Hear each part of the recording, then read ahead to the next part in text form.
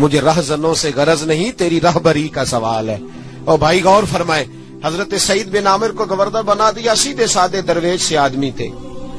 کچھ مہینوں کے بعد حضرت عمر خود ان کے صوبے میں پہنچے، جامع مسجد میں سب لوگوں کو جمع کیا۔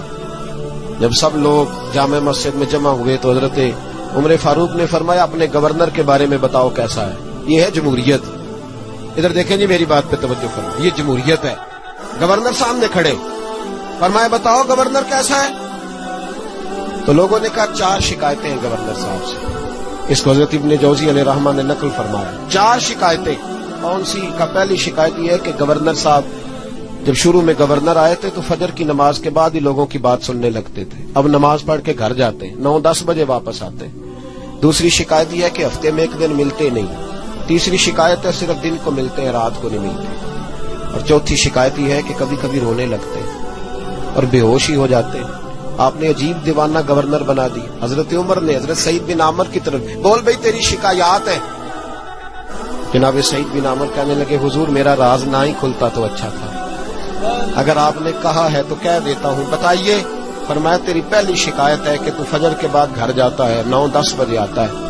جناب سعید بن عامر رو پڑے۔ گورنر صاحب کہنے لگے حضور غریب ہوں، نوکر رکھنے کے پیسے نہیں، بچے میرے پاس موجود نہیں، بیوی میری بیمار ہو گئی ہے، 30 سال اس بھلی مانس عورت نے میری خدمت کی، اب بیمار ہے، نماز پڑھ کے گھر جاتا ہوں، اپنی معذور اور بیمار بیوی کو ناشتہ پکا کے دیتا ہوں، اگر اس کے کپڑے بدلنے والے ہوں تو اس کا وجود دھو کے کپڑے بدلتا ہوں، گھر میں جھاڑو دیتا ہوں، برتن مانجتا ہوں، لوٹتے دیر ہو جاتی ہے۔ کہتے ہیں حضرت عمر پہلے جواب پہ سختہ کاری ہو گیا، کہ تیری دوسری شکایت یہ ہے کہ ہفتے میں 1 دن ملتے نہیں۔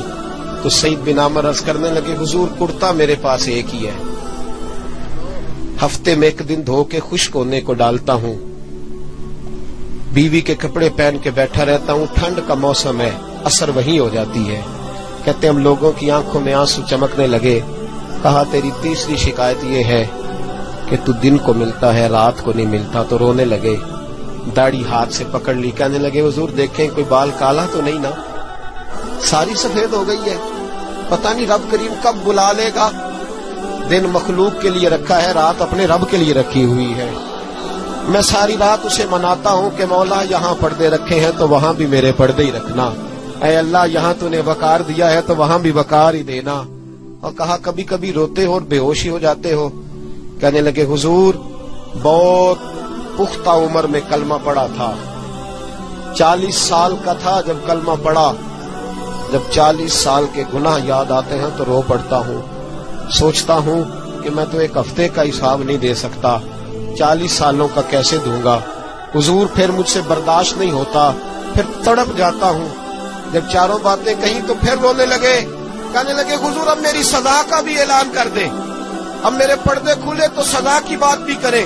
حضرت عمر نے ہاتھ اٹھائے اور کہا اے اللہ میرے محبوب کی امت کو کچھ ایسے گورنر اور بھی عطا فرما۔ اپنے آپ کو سنواریں، اپنے آپ پہ توجہ دیں۔ بڑا ہو گیا خوابوں کی دنیا میں زندہ رہنا اور لفظوں اور جملوں کی اوٹ میں چھپ کے اپنے آپ کو مطمئن کرنا۔ اب ذرا عمل کی دروازے کی طرف بھی اپنے قدم بڑھائیں اور کچھ کام ایسے بھی کریں جو ہمارا اور ہمارے رب کا راز ہو، اور صبح قیامت وہ ہمارا خزانہ ہمارے کام آئے، ہمیشہ مدحت خیر الانام میں گزرے۔ دعا ہے یہ عمر درود و سلام میں گزرے۔